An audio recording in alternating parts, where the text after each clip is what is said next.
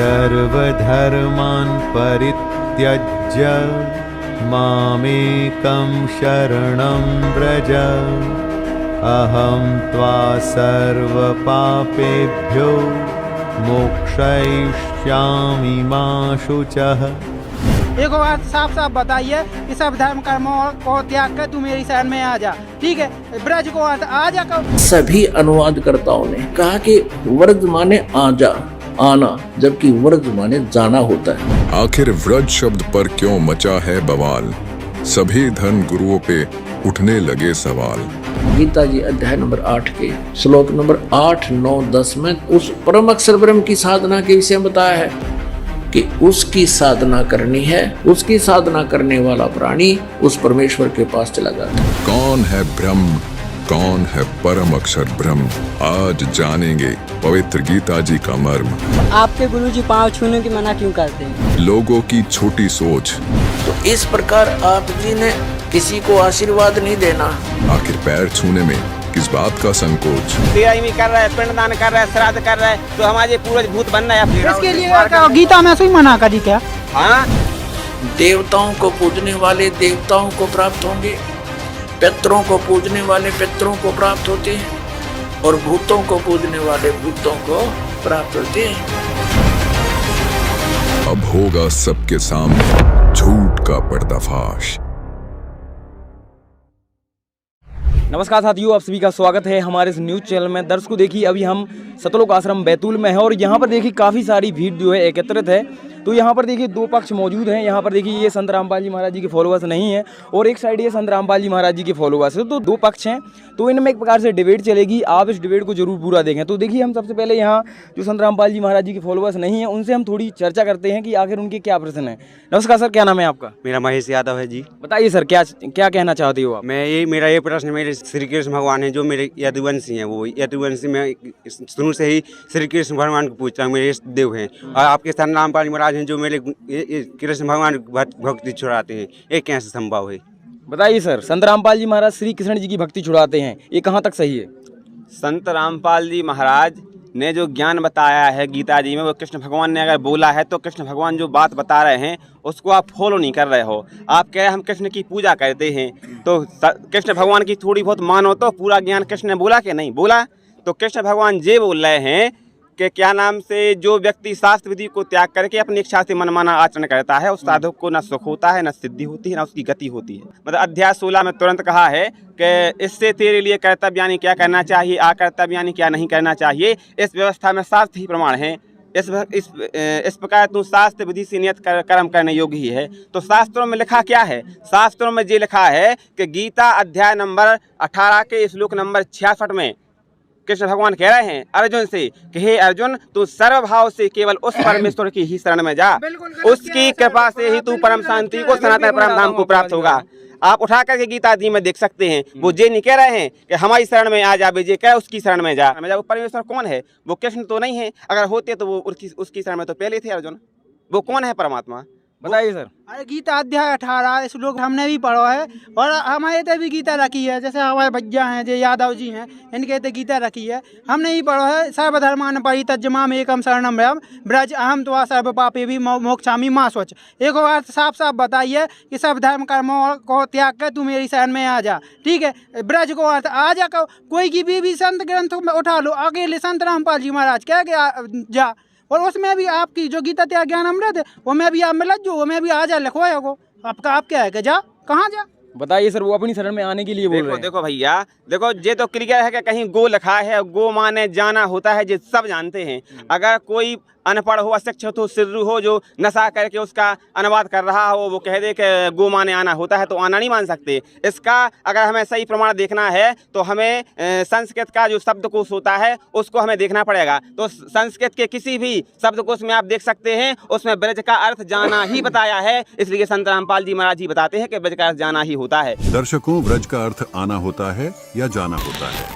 आइए जानते हैं संत रामपाल जी महाराज के आध्यात्मिक विचार। सभी अनुवादकर्ताओं ने बट्ठा बैठा रखा है। सभी ने कहा कि व्रज माने आजा, आना, जबकि व्रज माने जाना होता है। पहले इस शब्द को से क्लियर करते हैं। अब देखिएगा, संस्कृत हिंदी कोश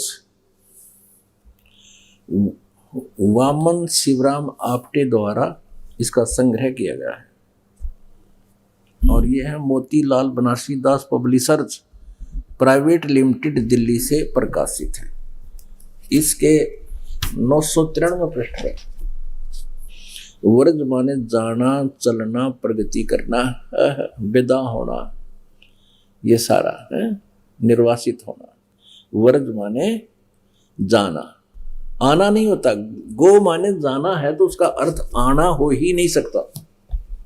एक सीधी सी बात है। इंग्लिश वर्ड है गो, उसका अर्थ होता जाना, उसका अर्थ कम नहीं हो सकता।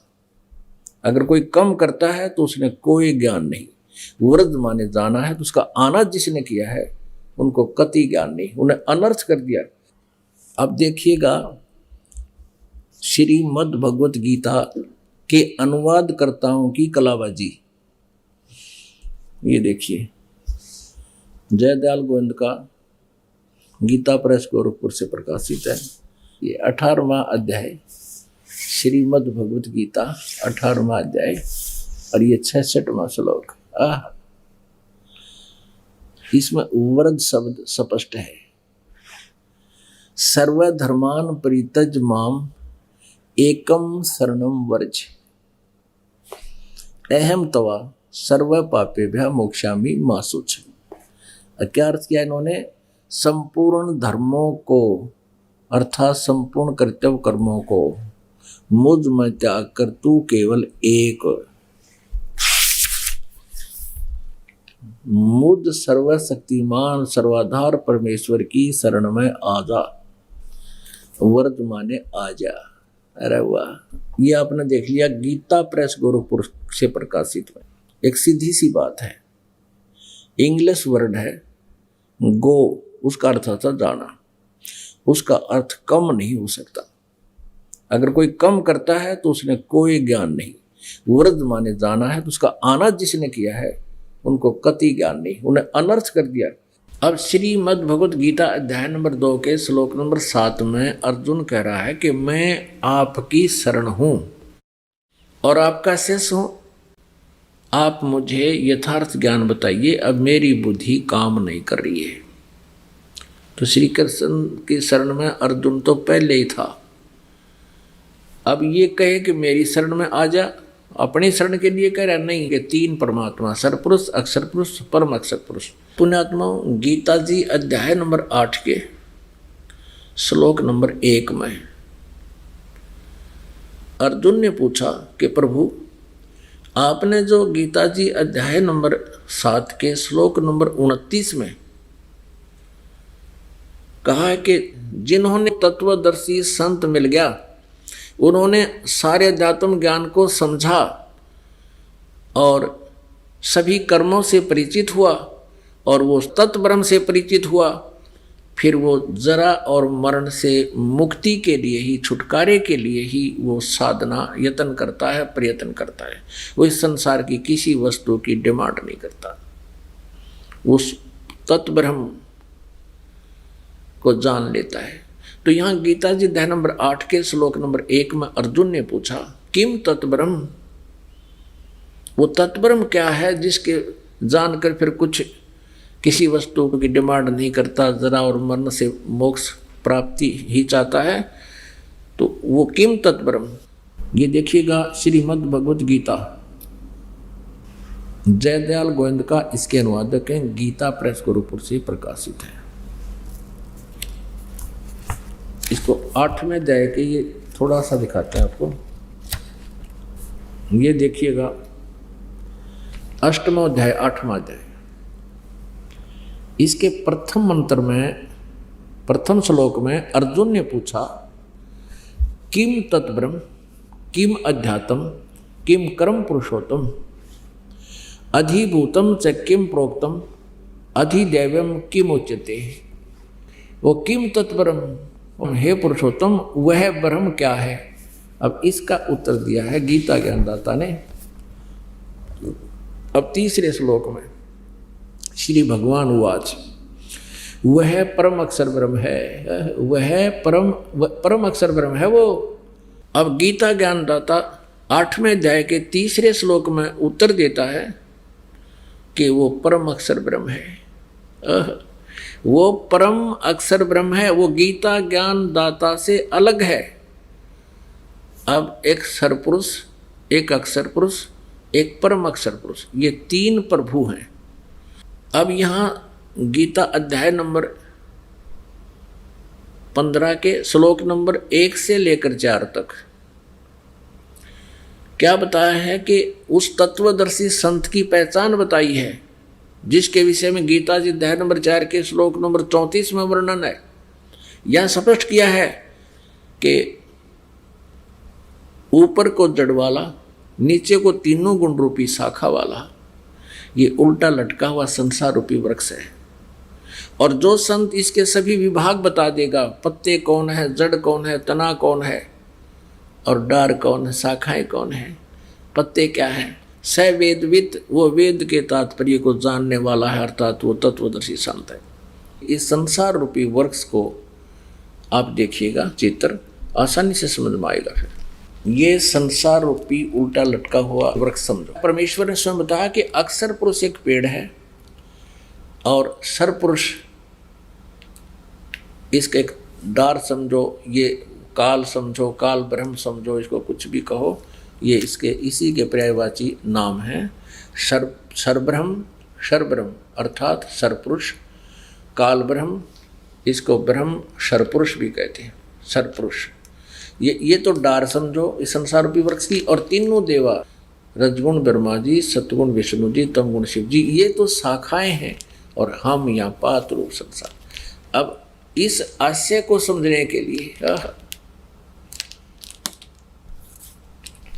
अब ये गुप्त कौन है, ये जड़ कौन है, ये परम अक्षर ब्रह्म है।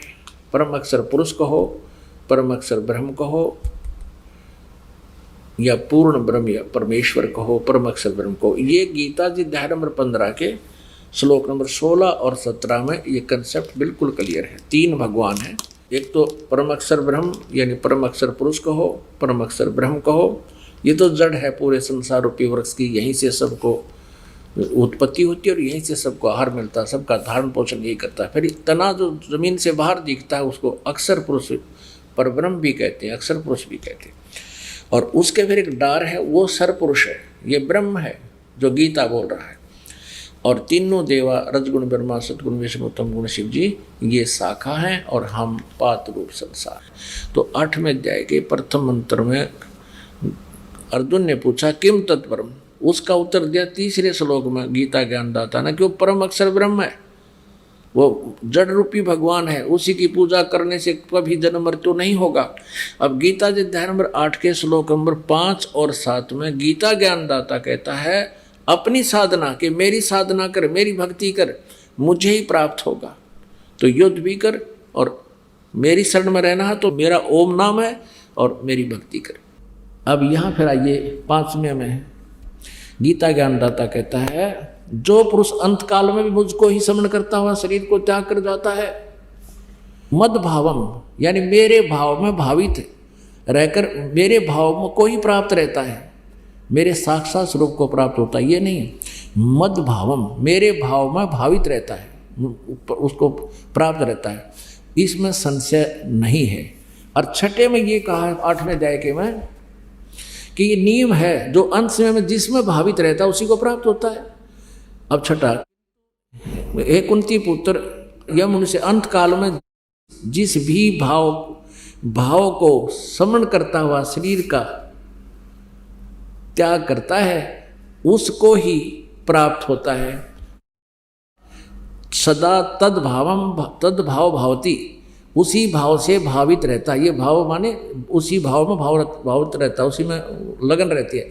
अब मेरी भक्ति करेगा तो मेरे में रहेगा तो मुझे ही प्राप्त होगा, उसकी भक्ति करेगा तो उसको प्राप्त होगा। अब यहाँ 7वें में फिर कहता अपने विषय में गीता ज्ञानदाता 8वें अध्याय के 7वें श्लोक में, इसलिए अर्जुन तू सब समय में निरंतर मेरा स्मरण कर और युद्ध भी कर। कि यहाँ शांति नहीं, लठ बजाना पड़ेगा, मेरे सब शरण में रहेगा तो। और मुझ में अर्पण किए हुए मन बुद्धि युक्त होकर निसंदेह मुझको ही प्राप्त होगा। फिर गीता जी अध्याय नंबर 8 के श्लोक नंबर 8, 9, 10 में उस परम अक्षर ब्रह्म की साधना के विषय में बताया है कि उसकी साधना करनी है। वो परम अक्षर ब्रह्म है, दिव्य पुरुष है, उसकी साधना करने वाला प्राणी उस परमेश्वर के पास चला जाता है। साधना है। अब देखिए अध्याय नंबर 8 का,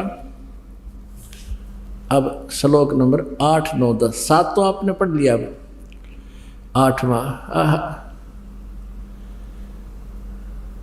अभ्यास योग युक्तेन चेतसा न अन्यगामिना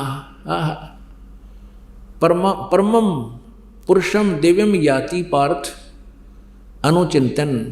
इसका अनुवाद यहाँ देखेंगे। हे पार्थ, यह नियम है परमेश्वर के उस सच्चिदानंद घन ब्रह्म के, जो उत्तम परम अक्षर ब्रह्म के ध्यान के अभ्यास रूप योग से युक्त, ध्यान नहीं है ये, अभ्यास योग युक्तेन, जो नाम जाप दिया जाएगा वो 3 मंत्र का, उसके अभ्यास योग माने साधना के बल से दूसरे युक्त से युक्त उसमें लगा हुआ, दूसरी ओर न अन्यगामिना, यानी और किसी भी देवता की भक्ति नहीं करे, किसी में मन नहीं जावे, दूसरी ओर न जाने वाले चित्त से, अनन्य मन से निरंतर चिंतन करता हुआ परम दिव्यम पुरुषम याति, उस सच्चिदानंद घन ब्रह्म को प्राप्त होता है, उस परम अक्षर ब्रह्म को प्राप्त होता है, परम प्रकाश रूप दिव्य पुरुष को अर्थात परमेश्वर को ही प्राप्त होता है। ये गीता ज्ञान दाता से अन्य है। 8वें अध्याय का 9वां श्लोक है। ये जो कवियम माने सर्वज्ञ है, इन्होंने सर्वज्ञ कर दिया, यहाँ लिखना था जो कबीर देव है, तो यहाँ ज़्यादा कंसेप्ट यहाँ क्लियर नहीं कर पाएंगे, बाद में बताएंगे। अब यही लेते हैं, जो सर्वज्ञ अनादि सबके नियंता, यानी कुल का मालिक, तीनों लोकों में प्रवेश करके सबका धारण पोषण करता है। गीता जी अध्याय नंबर 15 के श्लोक नंबर 17 में उसके विषय में जानकारी है। उत्तम पुरुष है तो अन्य, उसके विषय में कह रहे हैं, जो कवियम अनादि यानी सर्वज्ञ अनादि सबके नियंत्रता और सूक्ष्म से अति सूक्ष्म सबका धारण पोषण करने वाले है, अचिंत रूप स्वरूप आदित्य वर्णम, सूर्य की तरह साकार यानी प्रकाश में, सूर्य की सदृश बताया है तो वो साकार है लेकिन है तेजों में। एक रोमकूप में करोड़ सूर्य मिला दे, करोड़ चंद्रमा सतपुरुष के सतलोक में, ऐसी उसकी तेज है और वो ये निराकार बतावे। आदित्य वर्ण, आदित्य मन सूर्य जैसे शरीर वाला, सूर्य के समान अविद्या से अति पूरे उस सच्चिदानंद घन परमेश्वर का सेवन करता है। जो व्यक्ति, यहाँ लिखा है, जो पुरुष उस सर्वज्ञ अनादि सबके धारण पोषण करने वाले सूर्य के सदृश अविद्या से अति परे यानी उस साकार परमात्मा, तेजों में साकार परमात्मा का सेवन कर सच्चिदानंद घन ब्रह्म प्रस्तात अति परे सच्चिदानंद घन परमेश्वर का सेवन करता है। अब 10वें में देखना, कमाल कर दिया। अध्याय 8 का श्लोक 10 पढ़ रहे हैं। वह भक्ति युक्त पुरुष, वो 3 नाम के जाप करने वाला, योग बल से, योग माने साधना की शक्ति से, भक्ति की शक्ति से, मंत्र की कमाई से, भ्रकुटी के मध्यम में प्राणों को अच्छी प्रकार स्थापित करके, भ्रकुटी में यानी वहाँ जाना पड़ेगा त्रिकुटी के में, परमात्मा का हम वहाँ अकाउंट करवाएंगे, न्यारा न्यारा ओम का जाप का वहाँ वो फल दे देंगे। अब यहाँ लिखा है, वह भक्ति युक्त पुरुष अंत काल में योग बल से यानी उस 3 मंत्र के जाप की कमाई से भ्रकुटी में पहुंच जाएंगे और वहां फिर इनका अलग अलग अकाउंट देना होता है। प्राणों को अच्छी प्रकार स्थापित करके फिर निश्चल मन से सिमरण करता हुआ उस दिव्य रूप दिव्यम परम पुरुषम एव उपैति, दिव्य माने दिव्य उस परम अक्षर ब्रह्म को ही प्राप्त होता है, ये समझो। गीता जी अध्याय नंबर 8 के श्लोक नंबर 3 में जो जिसका जिक्र किया है, दिव्यम परम पुरुष परमात्मा को ही प्राप्त होता है, उस परम अक्षर ब्रह्म को ही प्राप्त होता है। और उसका क्या मंत्र है? गीता जी अध्याय नंबर 17 के श्लोक नंबर 23 में कहा है, ओम तत्सत इति निर्देश है ब्रह्मणे त्रिविध समर्थ है। ब्रह्मणे माने सच्चिदानंद घन ब्रह्म का, त्रिविध माने 3 प्रकार से सिमरण करने का। इस ओम तत् सत इस 3 मंत्र के जाप का निर्देश है। निर्देश माने नथिंग एल्स, और कोई मंत्र नहीं है। अब यहाँ ओम तो ब्रह्म का सरपुरुष का मंत्र है, तो अंडरस्टूड है, इसने क्लियर कर रखा है। और तत् ये अक्षर पुरुष का, और सत है ये परम अक्षर पुरुष का, परम अक्षर ब्रह्म का। तत् ये गुप्त है, सांकेतिक है, और सत भी सांकेतिक है। ओम ओपन सार्वजनिक है। इसलिए गीता ज्ञानदाता ने ऑप्शन छोड़ रखा है चौथे अध्याय के 34वें श्लोक में कि उस ज्ञान को जो चौथे अध्याय के 32वें श्लोक में ब्रह्मणे मुखे सच्चिदानंद घन ब्रह्म के मुख से जो उच्चारित ज्ञान है, वो तत्व परमात्मा ने स्वयं आकर बोला हुआ कबीर वाणी में जो ज्ञान है, उस ज्ञान को तू तत्वदर्शी संतों के पास जाकर समझ। वो तत्वदर्शी संत उस परमात्म तत्व का तुझे ज्ञान बताएंगे। तो ये 3 मंत्र के जाप का जो कोड वर्ड है, ओम को छोड़कर तत्व और सत, ये कोड वर्ड है, ये गुप्त सांकेतिक शब्द है, ये दास बताएगा। इस दास के अतिरिक्त 21 ब्रह्मांड में आज किसी के पास ये राज नहीं है। परमेश्वर कबीर देव ने, पूर्ण परमेश्वर ने, परम अक्षर ब्रह्म ने इस दास को ये ज्ञान दिया हुआ है और ये मंत्र दिए। तो यहाँ बताया कि उस परम अक्षर ब्रह्म की साधना करने से पूर्ण मोक्ष होगा और फिर जन्म मृत्यु कभी नहीं होगी। उसका 3 मंत्र के जाप का निर्देश है, उसको पाने का, उसकी प्राप्ति का मंत्र है ये। यानी इस साधना से वो मिलेगा। ओम ब्रह्म का जाप है, और तत् ये सांकेतिक है, ये अक्षर पुरुष यानी अक्षर ब्रह्म का, और सती भी सांकेतिक है, परम अक्षर ब्रह्म का, उस परम अक्षर पुरुष का है। इन तीनों का अलग 3 प्रकार से इनकी साधना होती है। त्रिविध समर्थ है, 3 प्रकार से इसका सिमरण होता है। गीता अध्याय नंबर 15 के श्लोक नंबर 1 से 4 में कहा कि उस तत्वदर्शी संत मिल जाए, उसके पश्चात परमेश्वर के उस परम पद की खोज करनी चाहिए, जहां जाने के बाद फिर साधक लौट के फिर कभी संसार में नहीं आता। और जिस परमेश्वर ने सारे ब्रह्मांडों की रचना की है, और मैं भी उसी की शरण हूँ, उसी की पूजा करनी चाहिए। अब गीता ज्ञानदाता चौथे अध्याय के 5वें श्लोक में और 9वें में, दूसरे अध्याय के 12वें श्लोक में कहता है कि मेरे भी जन्म मृत्यु होती है और तेरे भी होते हैं। इसलिए गीता जी अध्याय नंबर 18 के श्लोक नंबर 62 में कहा कर, तू सर्वभाव से उस परमेश्वर की शरण में जा, उसकी कृपा से ही तू परम शांति और शाश्वतम स्थानम सनातन परम धाम को, उस रित धाम को प्राप्त होगा, जहाँ जाने के बाद फिर लौट कर संसार में कभी नहीं आते। वो पूर्ण मोक्ष प्राप्त हो जाता है। अब गीता अध्याय नंबर 8 के श्लोक नंबर 13 में गीता ज्ञानदाता कहता, ओम इति एक अक्षरम ब्रह्म व्यवहारण माम अनुसमरण ये प्रयाति तजंदेहम सयाति परमाम गतिम। मुझ ब्रह्म का एक ओम मंत्र है, नथिंग एल्स। और जो इसका श्रवण करता हुआ शरीर छोड़कर जाता है तो ओम से मिलने वाली जो राह है उस परम गति को प्राप्त होता है। फिर 8वें अध्याय के 5 और 7 में तो अपनी पूजा के लिए बताया कि मेरी पूजा कर, ओम नाम का जाप कर, मुझे प्राप्त होगा।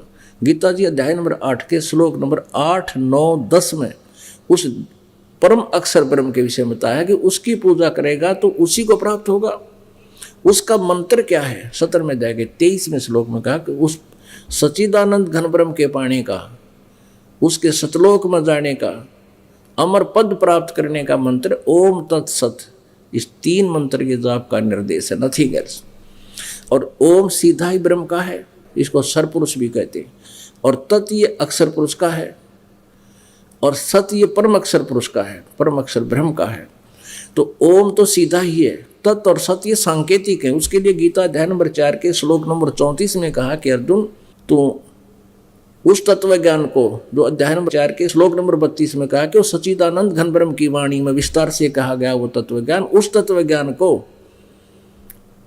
तो तत्वदर्शी संतों के पास जाकर समझ। इसे सिद्ध है कि गीता ज्ञान दाता भी इनकम्प्लीट ज्ञान रखता है, उस परम अक्षर ब्रह्म के पाने की विधि उसके पास नहीं है।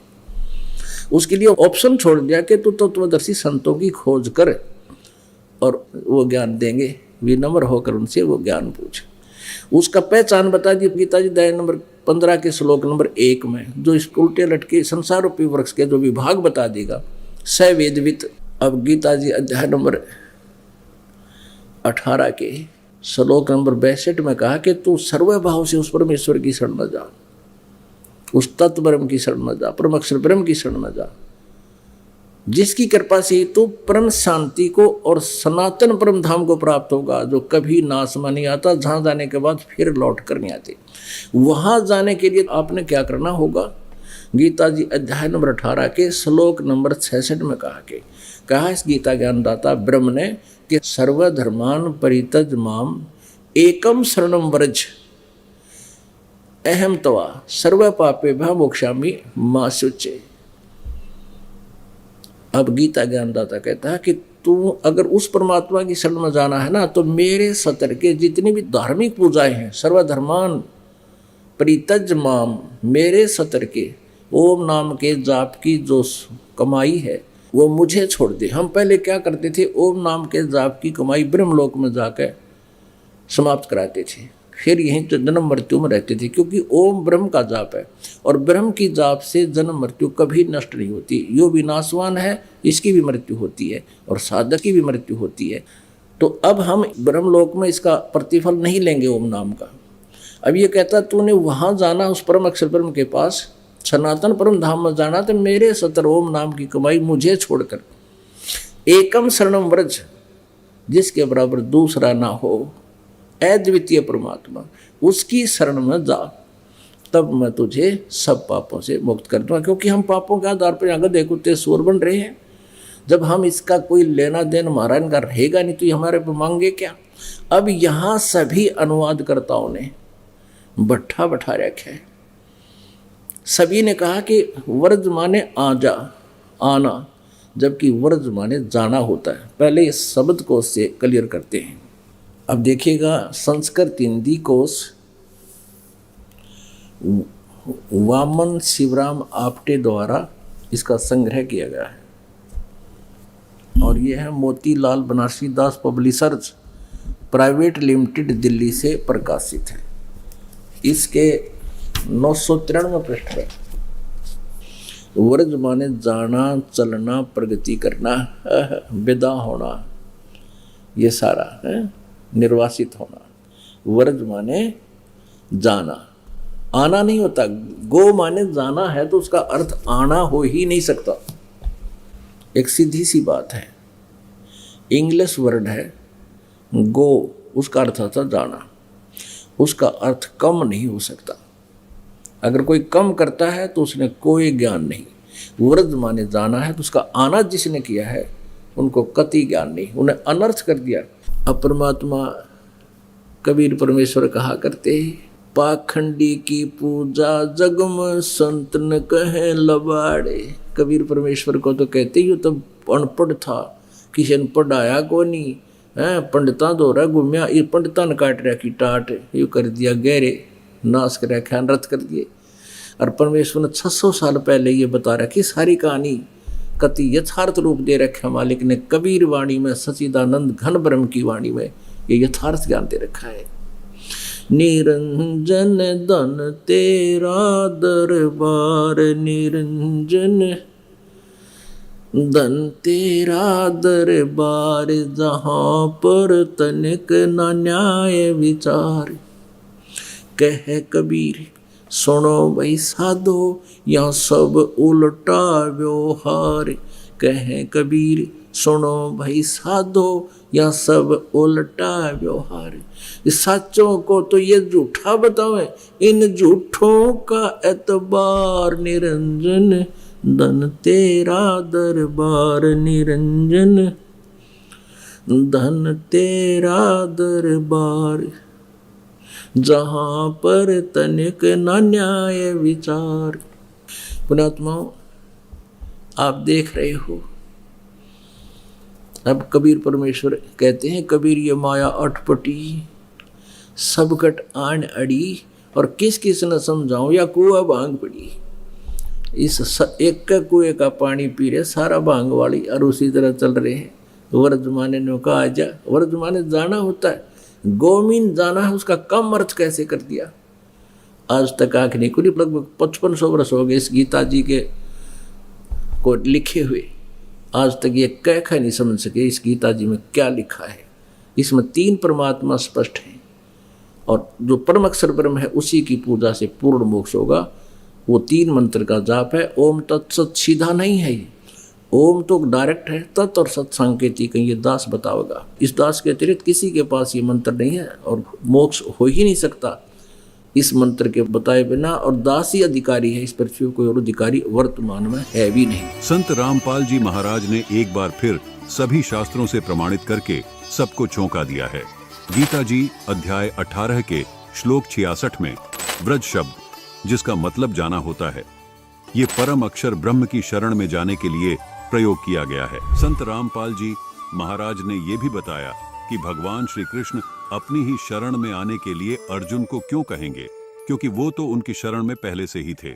बड़े ही सटीक प्रमाणों से संत रामपाल जी महाराज ने गीता जी अध्याय 18 के श्लोक 66 को प्रमाणित किया। खैर, चर्चा को और आगे बढ़ाते हैं। बताइए भी हमारे धर्म गुरु हैं, जैसे कि अब जैसे बहुत बड़े भव्य वो क्या कहते हैं कथावाचक हैं, देवकी नंदन ठाकुर हो गए, अनिरुद्धाचार्य हो गए, चित्रलेखा देवी जी हो गई, इतने बड़े बड़े साध्वी संत हैं। उनने हमेशा से राधे राधे को जाप बताओ है, ठीक है, राधे राधे श्याम मिला, कृष्ण कृष्ण भजो श्याम मिला दे, और इन सब को जाप बताओ है। आप चलो ठीक है, कृष्ण जी कह रहे हैं कि दूसरे की शरण में जाओ, तो दूसरे की शरण में जावे के लाना कह भी रहा है, लेकिन राधे राधे को जाप भी तो बताओ है।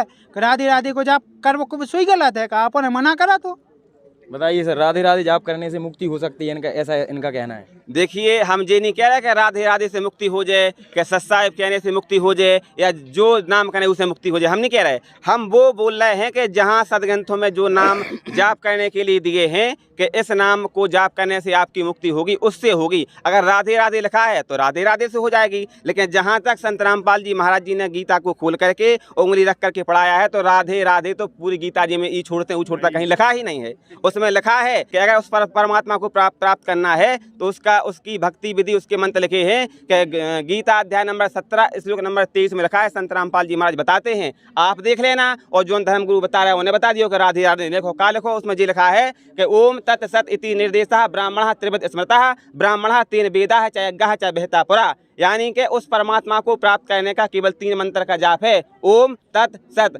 ओम ये खुला ब्रह्म का है, और तत् और सत ये सांकेतिक हैं जो तत्वदर्शी संत बताएंगे। और आज वर्तमान में तत्वदर्शी संत केवल संत रामपाल जी महाराज हैं, ना कि ये धर्मगुरु हैं। दर्शकों, इस आध्यात्मिक बहस में एक और सवाल ये निकलकर सामने आया है कि जो मंत्र आज समाज में धर्मगुरुओं के द्वारा दिए जा रहे हैं, क्या वो गलत हैं? आखिर क्यों संत रामपाल जी महाराज ऐसा कहते हैं कि राधे राधे, हरे कृष्ण आदि मंत्रों के जाप करने से मोक्ष नहीं हो सकता? आइए जानते हैं इस बारे में संत रामपाल जी महाराज क्या बताते हैं।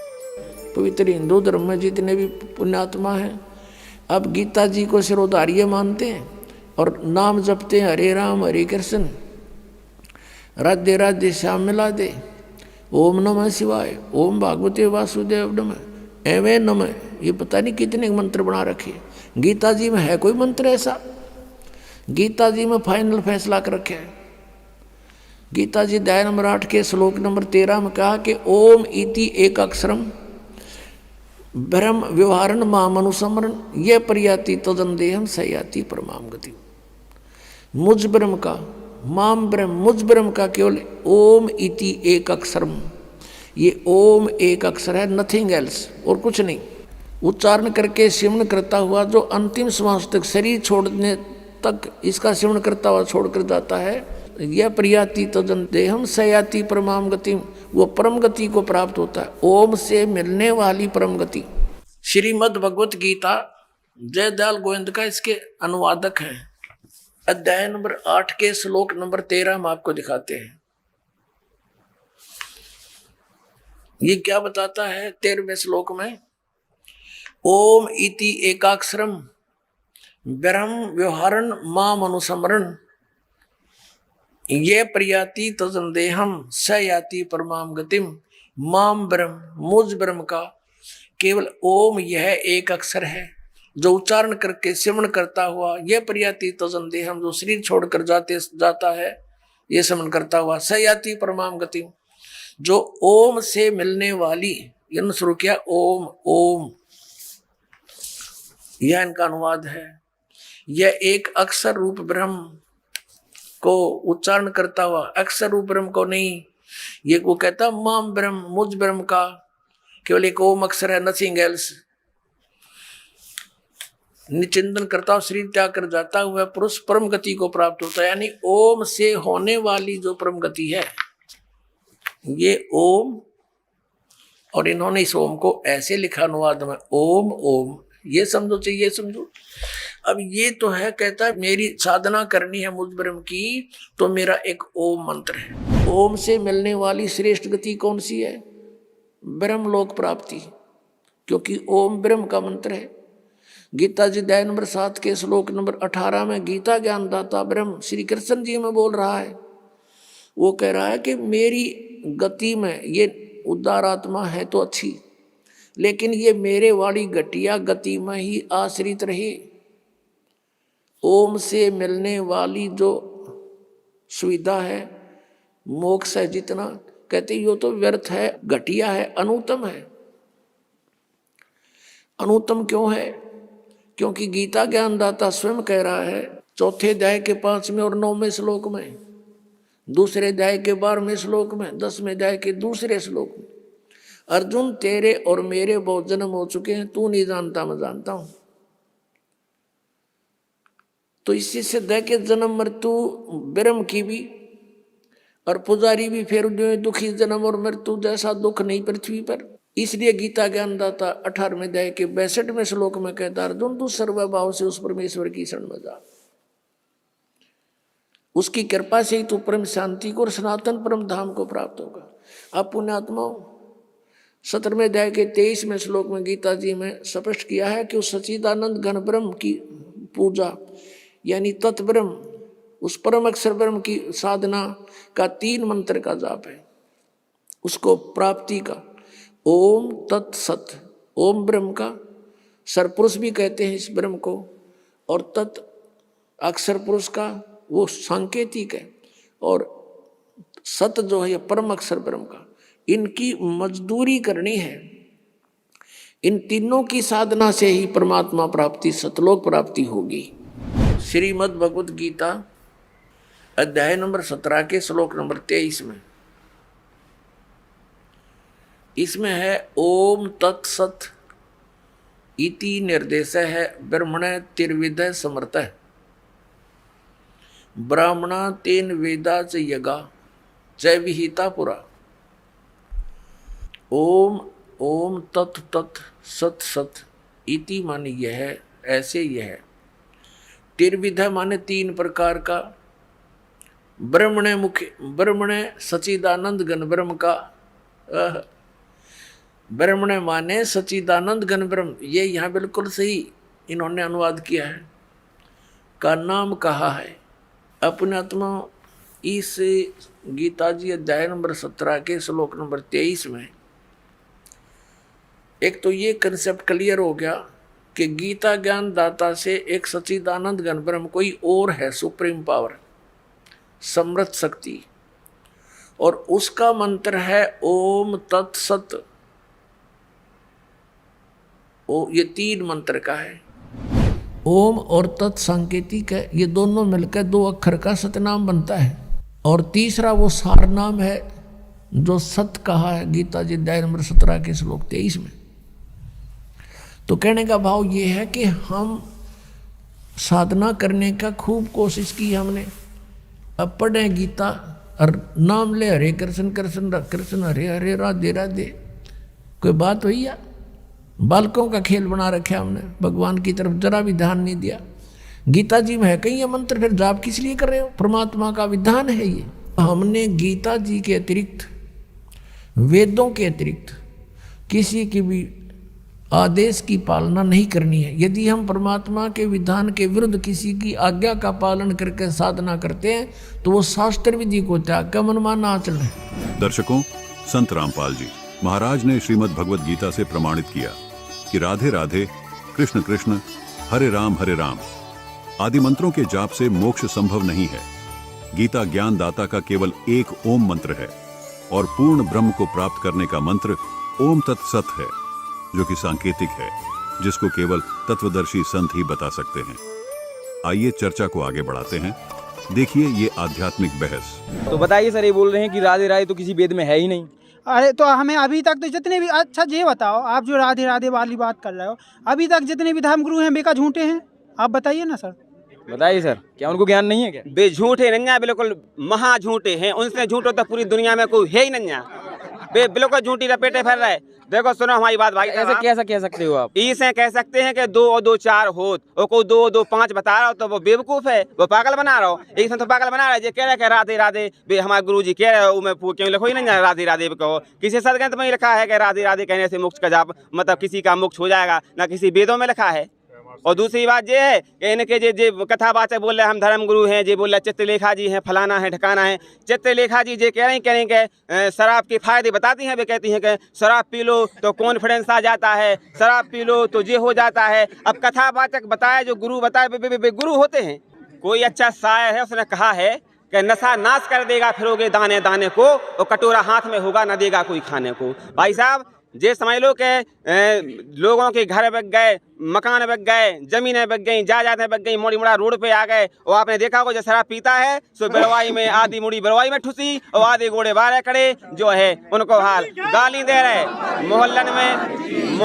मोहल्ला में आके गाली दे रहे, और कौवा उसको गुस्सा गालन में देता है उनकी। बताओ उनकी बेइज्जती हो रही, जब शराब से कौन से फायदा हो रहा है। और रही बात धर्मगुरु के, जे सारे धर्मगुरु केवल भ्रमित करने को काम कर रहे हैं। एक तथाकथित धर्मगुरु हैं जिनको नाम होता अनिरुद्ध आचार्य जी महाराज। आजकल वे ज्यादा ट्रेंड में चल रहा है, बेपतों का कर लगत। अब जो तो अंधविश्वास फैला रहा है बेजा कर लगत कि जिस स्त्री के मोड़ी मोड़ा ना होत होए, मतलब बच्चे ना होते हों, तो उसको बच्चे कैसे होंगे, बे फॉर्मूला बताओ।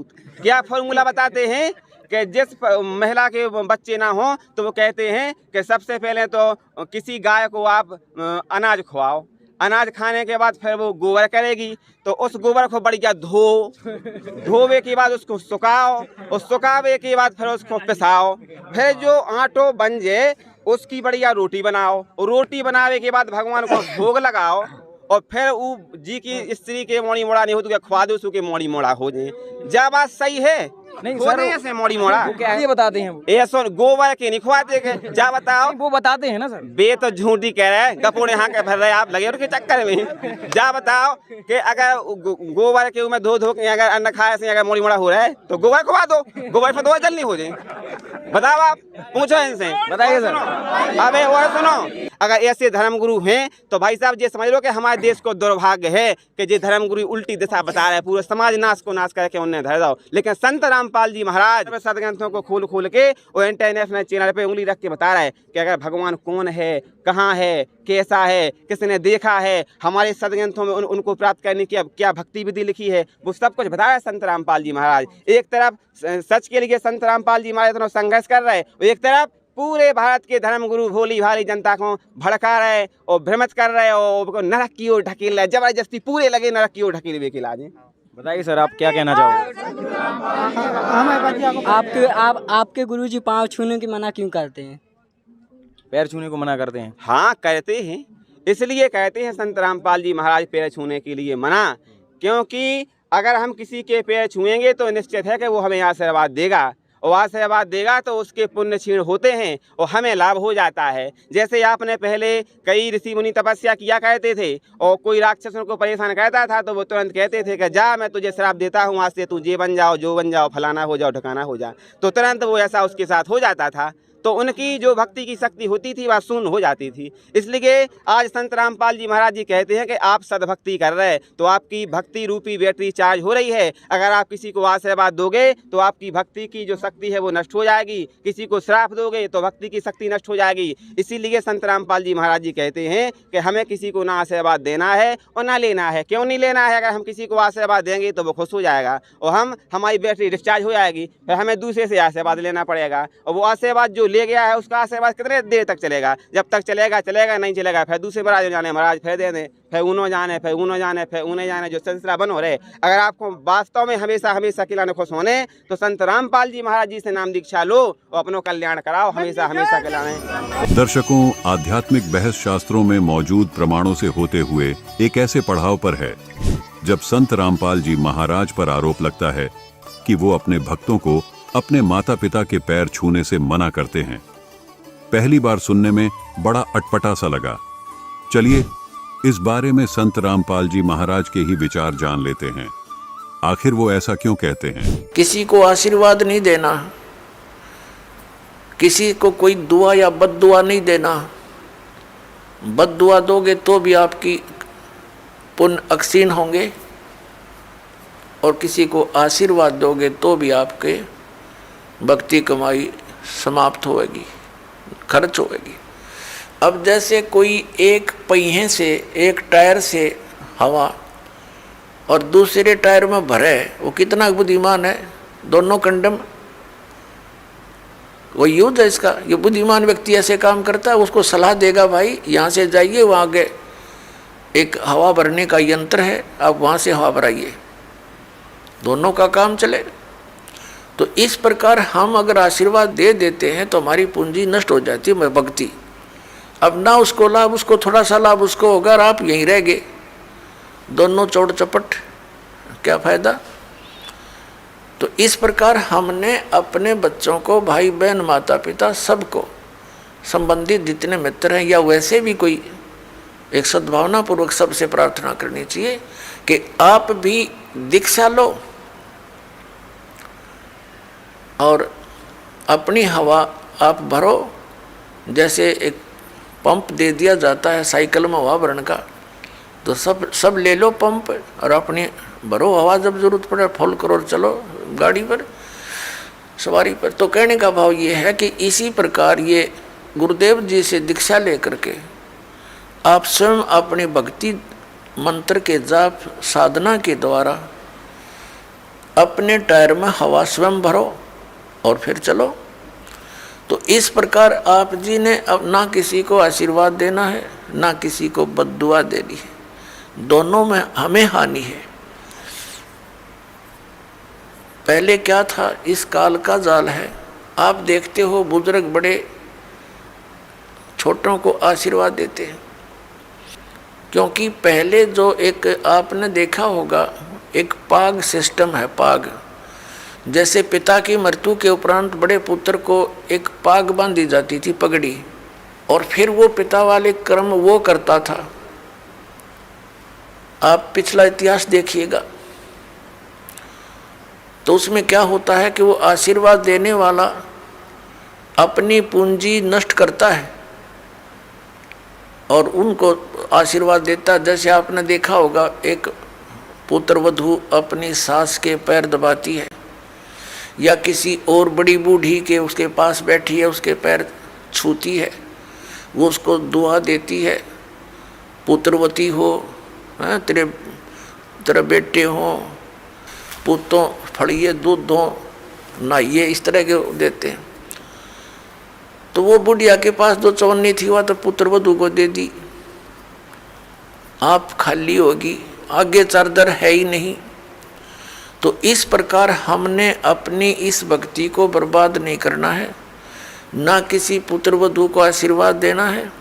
पुत्र वधू को भी परमात्मा से जोड़ दे, बेटी अपनी कमाई कर और तेरा भी कल्याण हमारा भी कल्याण होगा। अपने आत्माओं, परमात्मा कहते हैं मेर तेर की जेवड़ी यू बड़ बंदा संसार, एक कबीरा ना बंदा जो है नाम आधार। जिसने नाम प्राप्त हो गया परमात्मा को आधार मानकर चल रहा है, वो इस संसार की मेर तेर की जेवड़ी में बंधा नहीं गा। अब हमने देखी है बुढ़िया किस प्रकार आशीर्वाद देती है। जब पुत्र वधू का उसकी अच्छा मेल सा है तब तो आशीर्वाद दे रही है, तेरे भाई जियो, तेरे भतीजे जियो, और तू बूढ़ सुहागन हो। बूढ़ सुहागन माने मरा इतना तेरा पति नहीं मरा, वृद्धावस्था तक सुहागन बनी रहे। और अगले दिन उसकी होगी अनपन, बुढ़िया दे रही है गाल उसने, तेरे भाई मरियो, तेरे भतीजे मरियो, तो रांड होइयो। बताओ, वो दूना टोटा कर लिया उसने। पहले तो आशीर्वाद देकर खोई, फिर उसने बद्दुआ देकर भक्ति खोई, तो ये कोई बात हुई? दर्शकों, संत रामपाल जी महाराज ने अपने आध्यात्मिक प्रवचनों से स्पष्ट किया कि आशीर्वाद लेना व देना मोक्ष मार्ग में बाधा उत्पन्न करता है। आशीर्वाद केवल पूर्ण गुरु से लेना चाहिए। खैर, देखते हैं आध्यात्मिक बहस में आगे क्या होता है। आपके संत रामपाल जी महाराज डांस का वेश मना कराने से आदमी जो डांस होते हैं वो क्यों करते हैं मना? जैसा कि भैया हमारे कोई परिवार में भाई की हो, बहन की हो, शादी हो तो बड़ा हर्ष उल्लास होते हैं, खुशी में आके नाचते हैं, गाते हैं, खुशी मनाते हैं। अब वो खुशी मनावे को भी बंद कर दो। अब बताओ, अपनो जैसे कोई इकलौती बहन है वो के ब्याह में नाचे ही नहीं, क्या करें आप? क्या बताओ, जो ही छोड़ो आ दो। बताइए सर।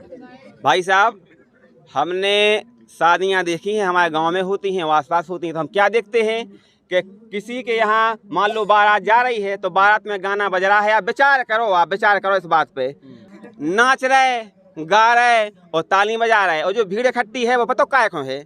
भाई क्यों है कि जो बहनें हैं जो नाच रही हैं उनको ऐसे आँखें फाड़ फाड़ के देखा, ई के लाने भीड़ इकट्ठी हो जात, तो इससे हमारे समाज को अच्छा निर्माण हो रहा हो? गलत? बिकॉज दारू पी के डांस करो, इससे क्या हो रहा हो? इससे समाज को सुधार हो रहा हो कि समाज को सत्यानाश हो रहा? आप बताओ। इससे संत रामपाल जी महाराज जी मना कहते हैं कि ये नहीं करना है। आइए जानते हैं इस बारे में संत रामपाल जी महाराज के क्या विचार हैं। शराबी, कबाबी, स्वार्थी, निर्लज्ज ऐसी पिक्चरें बना दी। देखते आप देख लो पश्चिमी देशों में नग्न नाच हो रहा है, सरेआम जो घूम रहे हैं जैसे पशु घूमया कर नंगे, कोई कुर्ते के छोटे छोटे कपड़े पहनकर बहन बेटियां भी सरेआम ऐसे घूम रही है।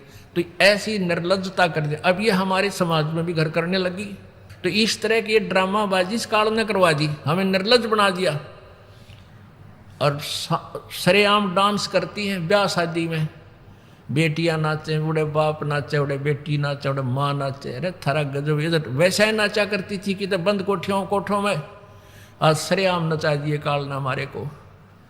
हम निर्लज्ज हो गए।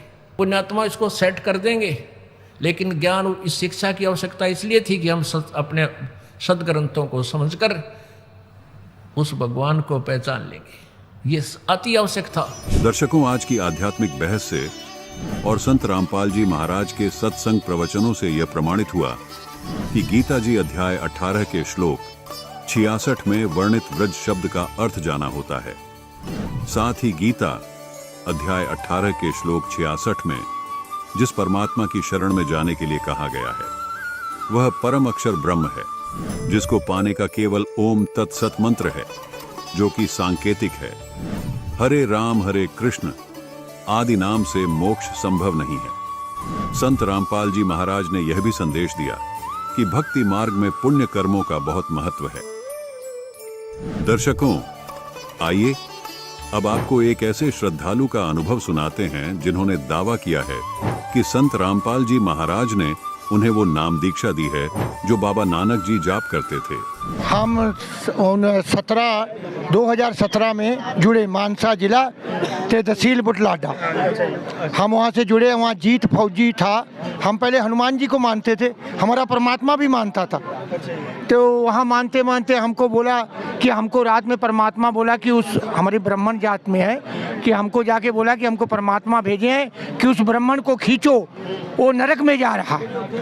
हमको आके बोला भाई आप ये हनुमान जी की पूजा छोड़ दो। तो हम बोला भाई हम तो बहुत दिन से करते हैं। बोला एक मेरा बात मान लो, अच्छा लगना तो रख लेना, नहीं छोड़ देना, कोई ज़बरदस्ती नहीं। बोला सत्संग आती है 7:40 में साधना चालन पर। तो हमको बोल के चले गए। हमने जब टीवी चलाया तो चैनल उड़ गया था साधना का, बच्चा लोग टीवी चलाता है, फिल्म देखता है। तो उसके बाद हम 3 दिन के बाद आया जीत फौजी, हम बोला आप हमसे दिल लगी किया, हम तो सारा चैनल घुमा लिया, परमात्मा मिला नहीं। बोला घबराओ मत, कोई लड़का को बुलाओ जो चैनल ठीक करता है। तो हमने एक लड़का को बुलाया, तो साधना चैनल उसने इसको 1 नंबर रिमोट में लगा दो, हम और खबर कुछ नहीं देखेंगे, हम इनको देखेंगे कि उसने 1 नंबर में लगा दिया। 7:40 में हमने खाना नहीं खाया उस दिन। 7:40 में हमने जब परमात्मा आया, बोला कुछ बोलना नहीं, चुप करके देखते रहना। हम बैठे, दंडवत प्रणाम किया, और ना उसके दाढ़ी ना मूछ। तो हम बोला कि अच्छा चलो क्या बोलता है। बोलते बोलते जो मेरे दिल में बात थी कि शंकर का दादा कौन है बता दो हमको। हम बोला शंकर का दादा, हम बोला नहीं। हम बोला ठीक है चलो। होने के बाद भाई बहुत कुछ सुना, 3 दिन सुना। सुनने के बाद हमारी आत्मा हनुमान जी को भूल गई। तो हम बोला भाई हम 9 बजे 8:30 बजे 8:40 में सत्संग खत्म हुआ। हमने जीत को फौजी को, अपना गांव का था, हम फ़ोन लगाए। बोला क्या हुआ पंडित जी? हम बोला भाई आप हमको नाम दिलाओ, नहीं तो हम आपका नाम लेके मरेंगे। बोला घबराओ मत, शांति रखो, रविवार को नाम मिलेगा धूरी में। आप रविवार को हम लोग चलेंगे, आप 10 बजे बस स्टैंड में आ जाइएगा, हम आपको लेके जाए। जब वहाँ गए, चाय पानी पिया, वो जो शर्तें थी, किसी को नमस्कार नहीं करना, किसी को कुछ प्रणाम नहीं करना, आशीर्वाद नहीं देना। एक बार तो हमको झटका लगा। ये आपको परमात्मा चाहिए कि संगत चाहिए कि रिश्तेदार चाहिए? फिर परमात्मा बोलता है जब 4 टांग वाला बना देगा आपको गधा, तब तो फिर जो कुम्हार देखेगा। तो हमने बोला भाई हमको कुछ नहीं चाहिए, हमको परमात्मा चाहिए। हमने तुरंत सही किया, हमको नाम दिया, पहला अक्षर 7 नाम दिए। नाम देने के बाद बोला 4 महीने के बाद आपको 7 नाम मिलेगा। हम बोला बाबा नानक वाला? बोला हाँ, जो काशी में बाबा नानक को मिला था। तो हमको 7 नाम मिला है, अब 24 में हमको 4 नाम मिलेगा। हमको बहुत अच्छा लगा। अब इस दुनिया में हम सबको कहते हैं, भाइयों को बहनों को, यदि आपको अपना सतलोक चलना है तो संत रामपाल से जुड़िए, नहीं तो नरक में जाओगे, गधा बनोगे तो आपको कुम्हार देखेगा। सतलोक क्या है? सतलोक आश्रम, सतलोक एक ऐसा देश है कि वहाँ मरण जन्म नहीं है। वहाँ आपका जन्म मरण खत्म हो जाएगा, आप असली जगह चले जाओगे, ये नकली को छोड़ के। बहुत सारे बाबा धर्मगुरु हैं, वो भी तो सतलोक भेजते हैं। नहीं, वो भेजते हैं कि नरक लोक में, सतलोक नहीं भेजते हैं। कैसे पता चला? अरे उनका पाठ ही नहीं सही, उनका मंत्र ही नहीं सही। हमारे संत रामपाल का मंत्र में जो वो एक बोलता था कि हम 7 चिलमें पीते थे, हमारी चिलम का धुआं ऊपर तक जाता था। और दूसरे दिन बोलता है कि हम जब नाम ले लिया तो चिलम कहाँ गई? बोला हम ब्यास में गए, राधा स्वामी में गए, हर एक जगह गए, हमारा ठीक नहीं हुआ। तो हमारे गुरु में सतगुरु, सत्संग सतगुरु, तो सच्चा गुरु ही बोलेगा, बाकी तो सब डुप्लीकेट है। वो ढोलकी बजाओ चाहे मत बजाओ, हमारे सतगुरु में पावर है, उसको ऊपर से पावर मिला है। कबीर साहब 1997 में दिन में 10 बजे परमात्मा खुद बताते हैं, वहाँ लिखा हुआ है। तो ये बात झूठ नहीं हो सकती। यदि बोलता है कि सतलोक चलना है तो बारवाला आश्रम में आइए। तो इससे पहले आप संत रामपाल जी महाराज जी से नाम दीक्षा लेने से पहले और हम कलकत्ता में रहते थे, वहाँ नौकरी करते थे। हम वहाँ पूछा एक पंडित से कि इस जीवन का कोई उद्धार करना है, कोई नाम कुछ तो चाहिए, एक खा लिया और सो गया ये तो होगा नहीं। तो हमको बोला हनुमान जी को पकड़ो। बोला संकट मोचन। हमने भी सोचा कि हाँ भाई हनुमान ने रामचंद्र जी का काम किया। मगर जब वहाँ से 11 में रिटायर होके यहाँ आए, तो जब हमको जीत फौजी मिला तो उनको परमात्मा ने भेजा, तो हम बोले कि ये तो भाई बहुत अच्छा है। बोला छोड़ देना, अच्छा नहीं लगेगा। तो हमारे रामपाल भी बोलते हैं कि हमारा काम होता था तो हम हनुमान जी को, शंकर जी को, कृष्ण जी को भी पूछते थे। तो असली संकट मोचन कौन है? असली संकट मोचन हमारा संत रामपाल बंदी छोड़ सतगुरु रामपाल की जय हो। दुनिया में और कोई नहीं है। इतना बड़ा सा प्रोग्राम चल रहा है, कोई चूं चाय नहीं, कोई रुपया नहीं देना है, खाओ और आराम से भगवान का भजन करो।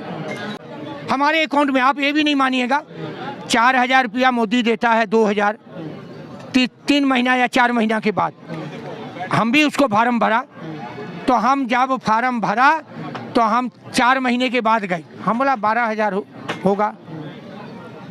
तो एक ऐसे माफी, हम वो किताब देखे बटन दबाना नहीं जानते जहाँ एंट्री होता है, तो एक सिख भाई था, हम बोला भाई मेरा भी एंट्री कर दे, उसके बाद निकालेंगे कितना निकालना है।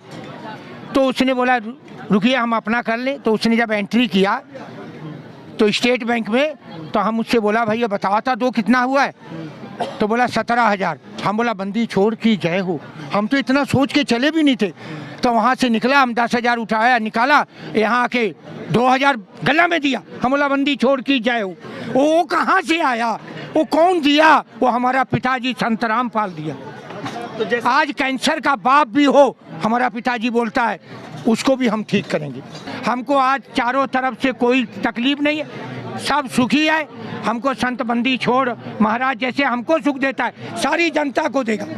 आज बंदी छोड़ के साथ जुड़ो, मेरे सुख के जरा सब सुख लेना है, तो नहीं तो और कोई सब डुप्लीकेट माल है। अंतिम जय सतगुरु